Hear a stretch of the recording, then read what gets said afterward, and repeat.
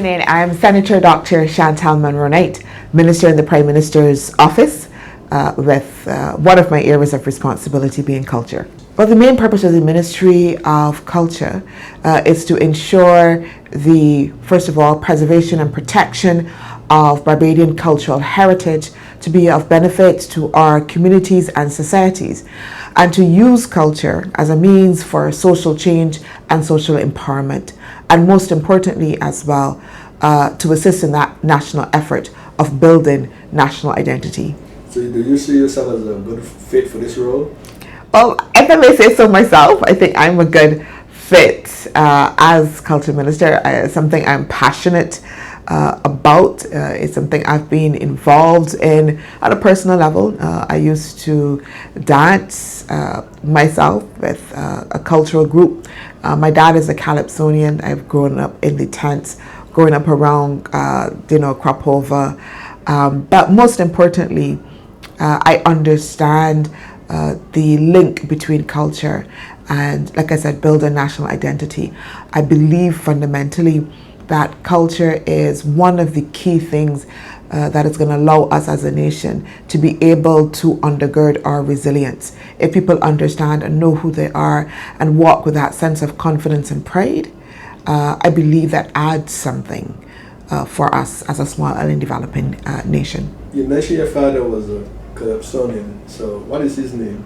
My dad's name, well, Calypso name was Holly. His right name is Earl Ashley. Everybody knows him for singing that famous song, The Poster. But he was in the semifinals a couple of times for other songs that he's done. And he was a Calypsonian in Grenada, actually, before he came here and entered.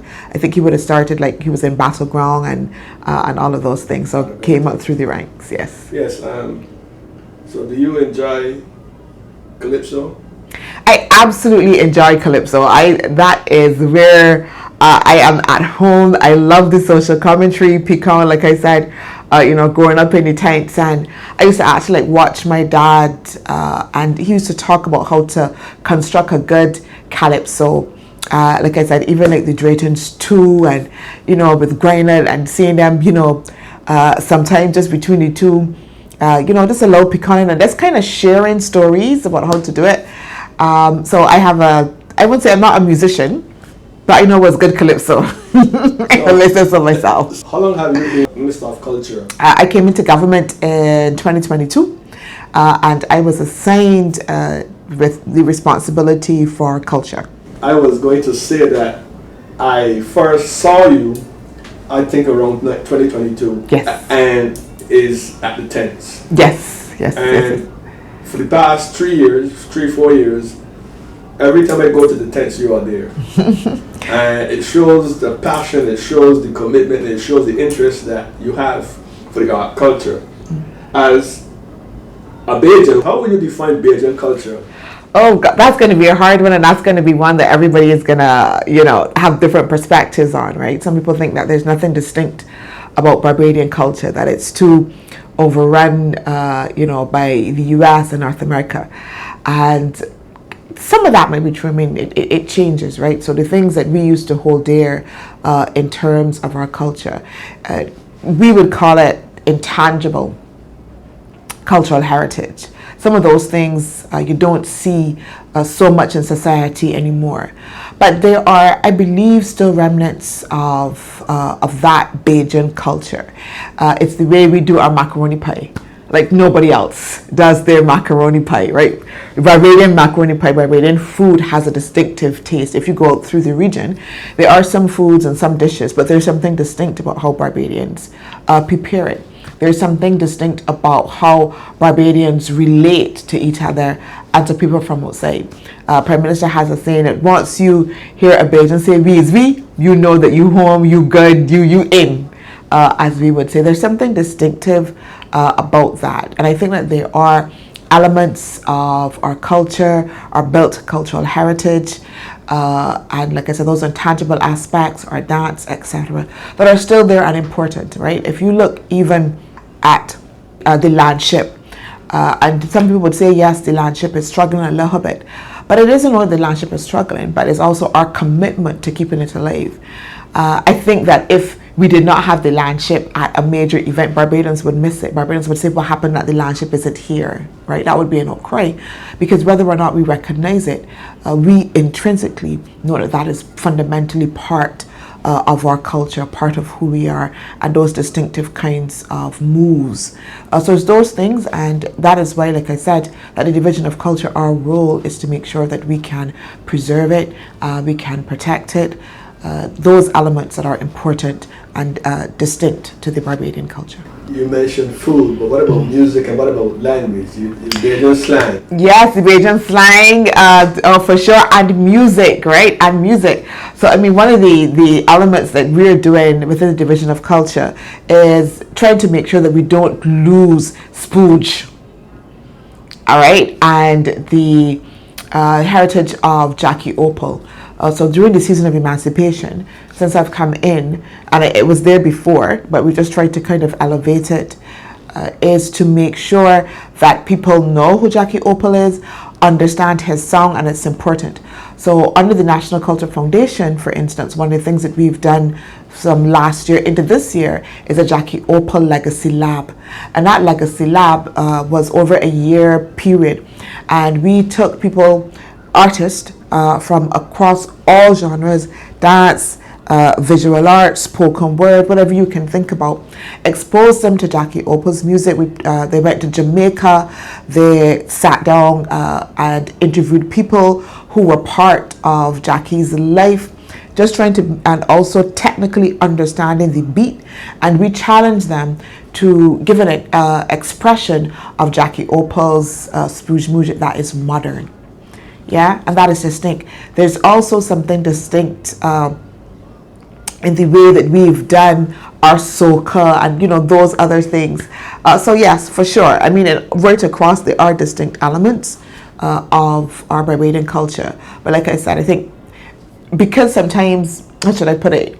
You know, you don't always notice it, right? And that's why people sometimes say, you know, we don't have any culture.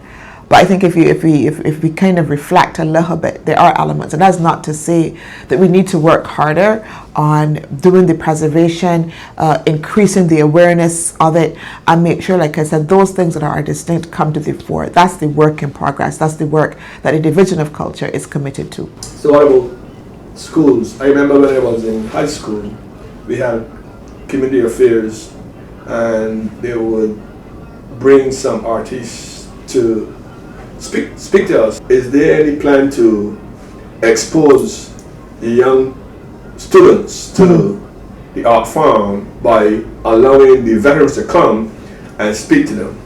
Well, when you say the art forms, I thought you're talking about Calypso specifically, yeah? But we've done that across myriad other areas. So for instance, in dance, like I talked about before about the landship, we actually have a certified course where at the university, through the university rather, where teachers are actually trained in landship maneuvers and techniques. We do the building of the, what do you would call it, the masquerade costumes within schools. We've trained teachers, worked with teachers and schools as well, and as well communities and community groups. This year, Crop Over 2025, we have the largest showing of community groups on parade during Junior Kadooment as well. We go into the schools in dance. We have lots of dance and theater happening within the schools as well. Calypso is something perhaps within the schools. So there are a number of schools, Barbadians might not be aware, but the number of schools who hold their own internal Calypso competitions. And that is something you never used to see before. But certainly in the recent times, we've seen a number of schools, and those children then move on to the junior monarch, right? And so the NCF is also as well involved in that process of nurturing. And like I would have said before, we know that we have a number of those young persons that are involved in junior monarch that then go on to the big tents. And a lot of that comes from the investment that is made with those young people through mentoring and coaching with them. We assign them people, again, some of the stalwarts within the art form, to actually work with them, to hold on to them, to do the training, even not only just in terms of rendition, but also writing as well, because we want to be able to have people who are able to write their own music, not just sing it, but able to write as well. And we will continue to work on that. And steel band, especially foundation. Oh, come on now, steel band, right? I think that, I hope that Barbadians will give some kudos, if you know, give some kudos for the work that is being done with steel band under the National Culture Foundation. Again, we have a national steel orchestra. You would know again that over crop over, we had a whole night that was dedicated just to steel pans from schools, from communities as well. Again, we've invested in making sure that we provide steel pan to schools in some cases as well. Again, enhancing the training, enhancing exposure, all of that, because that's certainly important for us. So as much as Trinidad will claim it, Barbados, we believe, are very strong as well. Almost on par, and particularly that's coming up from the young people.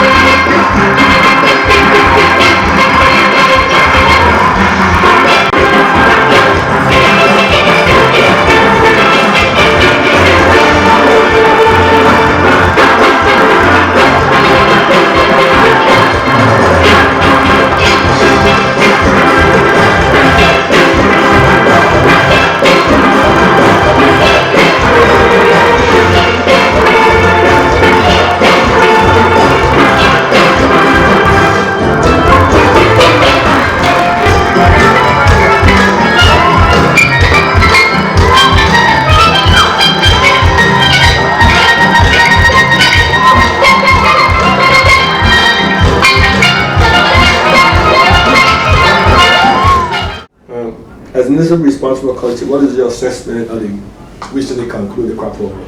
I would say that we had a successful crop over.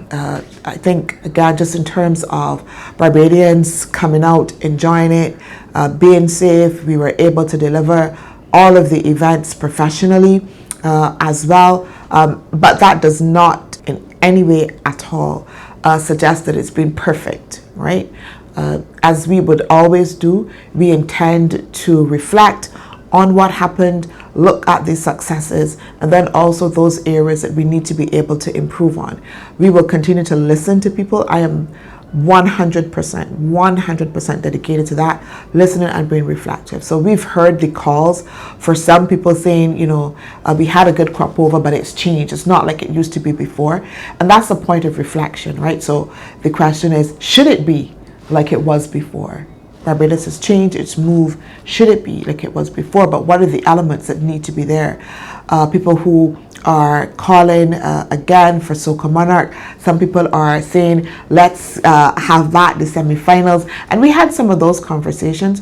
But again, we don't intend to, you know, put our feet in the sand, but again, to continue look. I think one of the things that we are going to be committed to certainly is providing more opportunities for people who, again, may not like the facts, the parties, may not want to come out to pandemonium, but are interested in more of the cultural heritage aspects. And so we will reflect on how we can do that better to make sure that we have a crop over that all Barbadians feel that they can be a part of. The next big cultural event at Barbados with the host is Sky Festival. Can you speak on that for a bit? Fester 15 in Barbados from August 22nd to the 31st, just around the corner. Oh my gosh, it's going to be a big one. It's going to be a really big one for sure. I think at the latest, from the latest count, I think we have about 24 delegations that are fully registered up. So when I say that, other delegations would express interest, but in terms of confirmation and registrations, yes, and not only CARICOM, not only Caribbean as well, but also international delegations. We would have some from Africa as well. We have Brazil, we have Colombia, Panama.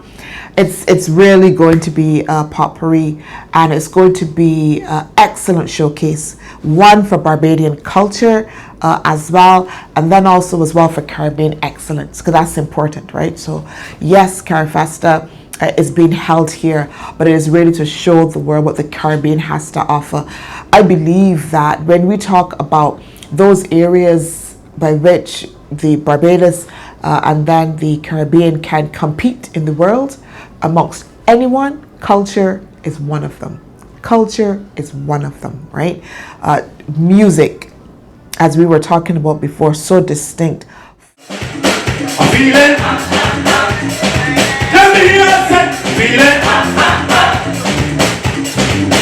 Feeling. I feel that I go off my shirt, you know. I know. Turn off the bloody stove.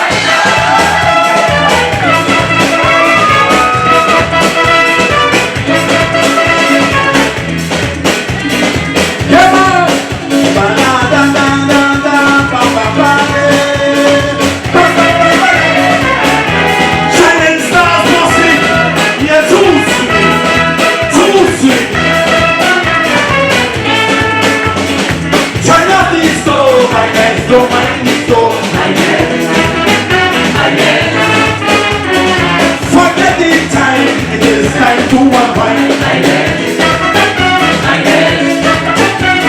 Look and see how the burning's coming, see how the music moving. Can't you see all the street money, all the streets are moving money. Them running for spring yard, now please let the music moving. Come, I guess, come on, sing the chorus. Now let me down, oh my God.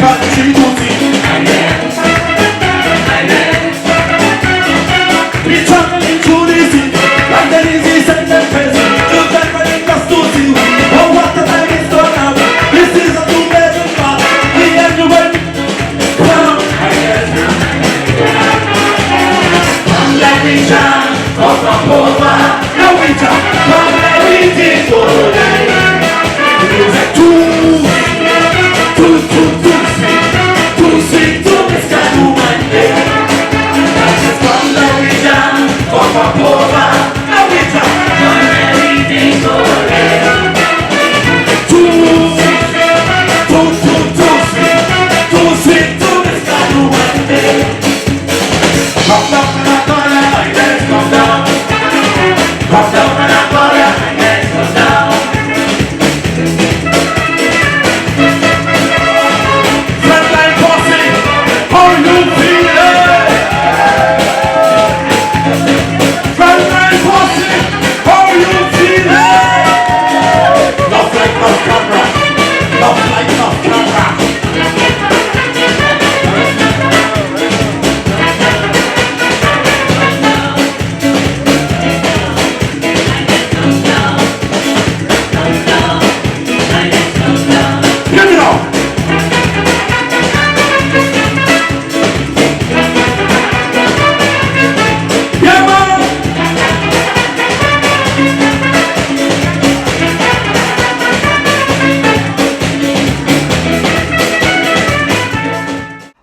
food. I mean, our chefs are making a name for themselves globally. That is something that we're giving to the world. We're giving to the world music. So you can imagine all of that excellence in one place in Barbados from August 22nd to the 31st. We are going to have things like icon nights, making sure that we honor those icons that we have. We have international groups that are coming as well. Alvanelli, I can say to you that we put out tickets for Alvanelli, and within an hour, 2 hours, they were gone, completely gone. We have a number of events as well, sold out or near to selling out already. So that's how high the interest is in. So CARIFESTA is going to offer an opportunity, not just for shows, but a lot of it is also as well going to be building capacity, exposing artists as well to new ways of doing things. What I'm looking forward to is the big conversations and symposia, because as much as we want to see the arts expressed, we have to have a conversation about where we go, about the linkage to culture and social development and all of those big things. So it's going to be a wonderful space. We're going to be having a big grand market, which is going to be the area just across from Combermere over there, and it's going to be a big wonderful space. We're going to have a youth village as well. There's going to be a community college, but also as well we're going to have children's activities, something for everybody for CARIFESTA. Where's the main events going to take place? So the main events, like I said, is going to take place on that site just across from Combermere. It's going to be in that area. We are also going to be using botanical gardens because we will have, of course, the Richard Stout Amphitheatre will house a number of events across there as well. Like I said, the youth village will be at the BCC, but most of the activities for the grand market will be held in that area. The opening ceremony will take place in Queen's Park. That's on August 22nd in the afternoon. That's a Friday afternoon. There we will have the Parade of Nations. So all of those countries that are part of CARIFESTA will be parading area through Bridgetown. We wanted to have that parade in a place where Barbadians can gather, right? And that is important. CARIFESTA is coming to Barbados. If we talk about culture and the importance of culture to national development, it has to be owned. It has to be owned by communities. It has to be owned by people. So we really wanted to deliver an opening, but a CARIFESTA as well that really is owned. So even though you asked about the opening, that day we were going to have CARIFESTA comes to Barbados. So you would see activities happening at different spots across Barbados, in Oysters and Spikestown and St. Philip, Six Roads, etc. Again, so that we really decentralize CARIFESTA, and Barbadians can actually feel it. So what are we gathering? Well, Regathering is coming along. Oh my gosh, listen, right? The year has just gone so quickly. I can't believe we are in St. Andrew for August. And what we're doing in St. Andrew in particular is making sure that we imbue some of CARIFESTA into St. Andrew. So you would see some activities for CARIFESTA happening there. I think around August 30th, there's going to be a big showcase involving some of the people who were here for CARIFESTA going to St. Andrew as well. That notion, as I talked to you before, about decentralizing CARIFESTA. So that will happen. And then from there in September, we move to St. James. October is Christchurch. And then November, the big one is in St. Michael. So we're coming down. We've had a good regathering. We're actually making sure that we can monitor and evaluate what's happening there with the regathering. But Barbadians have been coming out.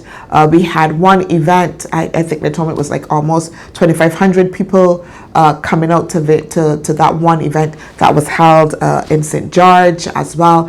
And we continue to see Barbadians coming out. But most importantly, I think that what we're attempting to do in regathering is to make sure that Barbadians remember what community feels like. Right? Yes. And that's important. Finally, what is the government plans, if any, for National Botanical Gardens?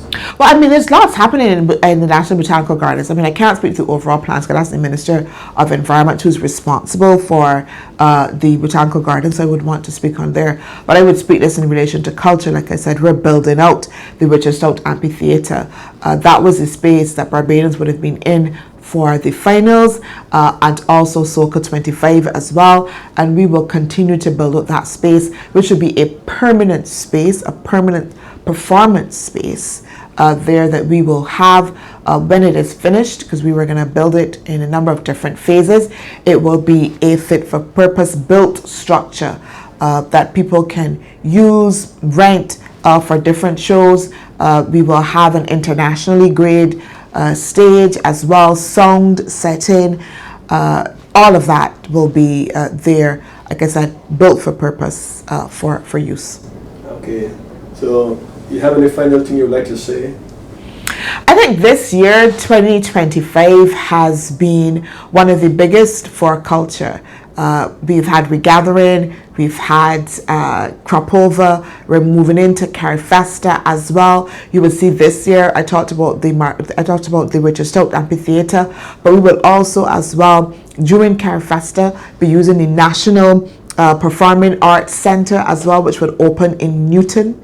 Again, so new spaces opening up. Last year we would have had the Marcus Garvey Amphitheatre in Queen's Park. I talked about the fact that Queen's Park will, between this year and into next year, be completely renovated to be kind of a cultural hub in Bridgetown as well. So lots happening. The efforts will continue and we will continue to challenge ourselves to make sure that we deliver on the mandate. I'd like to thank you very much for this interview.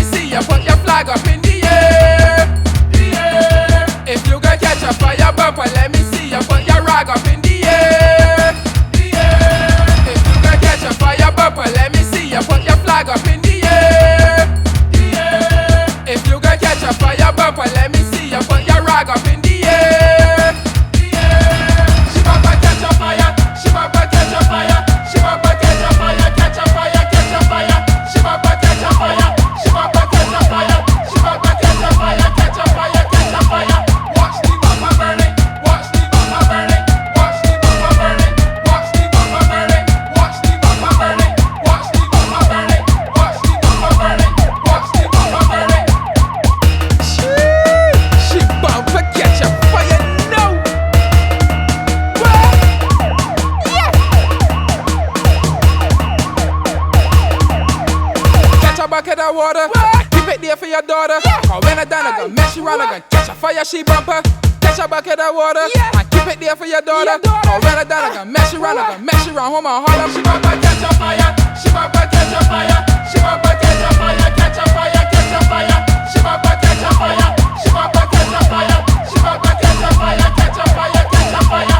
Watch the bumper burn it, watch the bumper burn it, watch the bumper burn it, watch the bumper burn it, watch the bumper burn it, watch the bumper burn it, watch the bumper burn it, watch the bumper burn it. Bring the water, hold fire, hold fire, bring the water, bring the water, bring the water, hold, bring the water, hold bring the fire, hold fire, bring the water, bring the water, bring the water, hold. I gonna make you run up on your tiptoes. Bring the water, hold. Make fire come through your nose. Bring the fire, hold. Who tell you rest back on my peeling? Bring the water, hold. Wake up my people and got the barking. Bring the fire, hold. Rockets like pepper, nigga pepper. I gonna make you smash at your bumper, take off like rubber, run like a spider, haul like for murder, run in your house, high for your yard and dip your bumper in water, cause it catch a fire, catch a fire, catch a fire.